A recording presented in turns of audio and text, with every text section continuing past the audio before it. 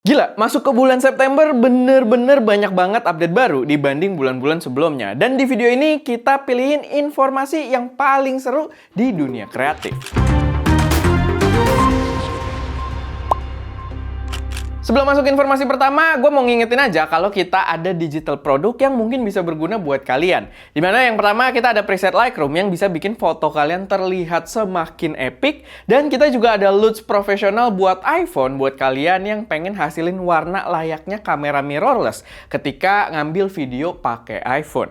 Dan kalau kalian udah kepo, kalian bisa cek ada linknya di deskripsi. Informasi pertama, ini ada bocoran yang semakin jelas seputar action cam DJI, yaitu DJI Osmo Action 5 dari X-nya Igor Bogdanov ya, seperti biasa, atau kalau kalian pakai ad-nya itu Quadro News biasanya. Tapi yang perlu diperhatikan dari gambar yang beredar, namanya ini jadi Osmo Action 5 Pro. Gue nggak tahu bakal ada dua versi atau gimana, tapi yang terlihat gambar yang beredar ini tulisannya Action 5 Pro.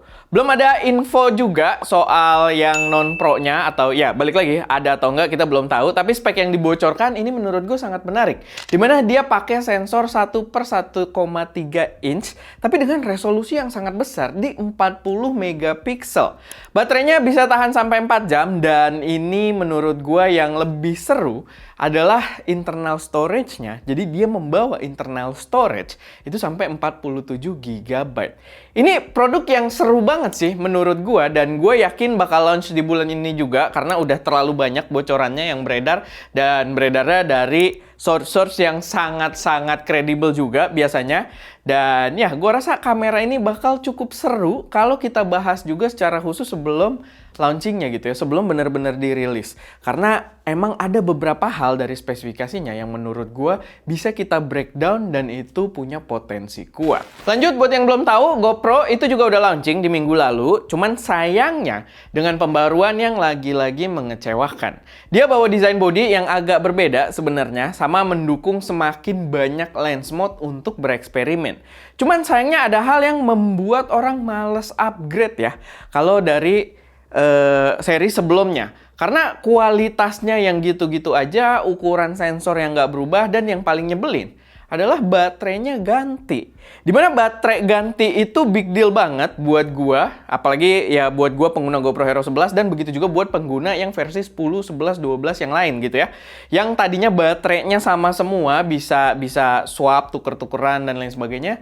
Sekarang di sini nggak bisa. Gue udah bahas juga di video khusus pembahasan seputar GoPro ini, kenapa dia benar-benar mengecewakan. So, kalian bisa cek video tersebut abis nonton video ini. Next, balik lagi ke brand DJI, dimana mereka juga baru aja merilis drone baru yang bernama DJI Neo, yang kayaknya jadi drone paling pas buat para pemula.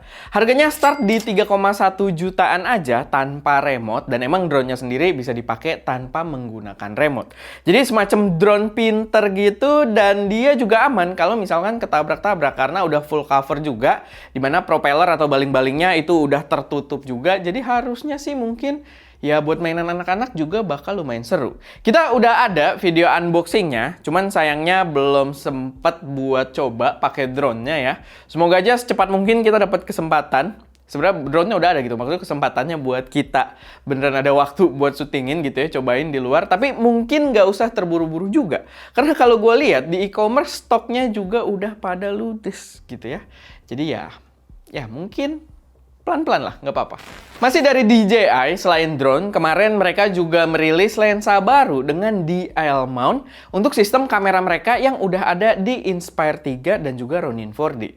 Lensa yang diluncurkan ini adalah 75mm f1.8, di mana lensa ini jadi pelengkap di jajaran DL mount-nya DJI. Setahu gue sih harusnya Viltrox juga mau rilis lensa DL mount ya. Tapi sejauh ini belum ada kejelasan lagi. So ya mungkin kita tunggu dulu aja. Next, ini ada TT Artisan yang merilis sebuah dot sight atau kekeran ala senjata buat kalian pengguna lensa tele.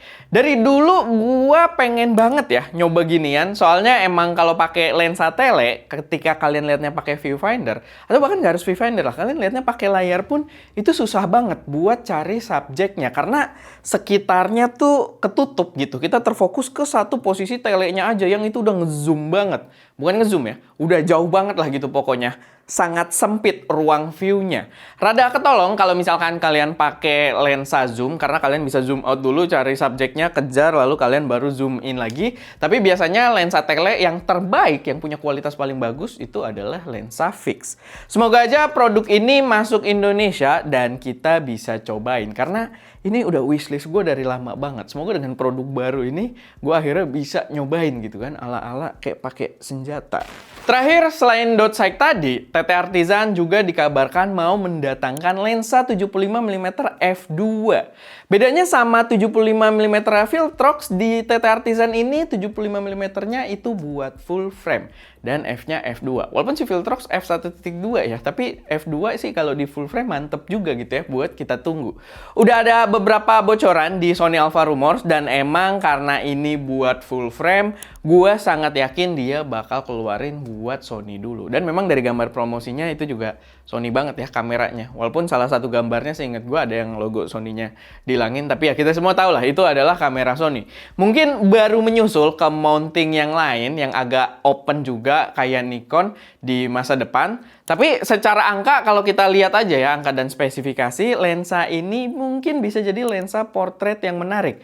Dan mungkin karena ini TT Artisan, mungkin bisa cukup terjangkau juga.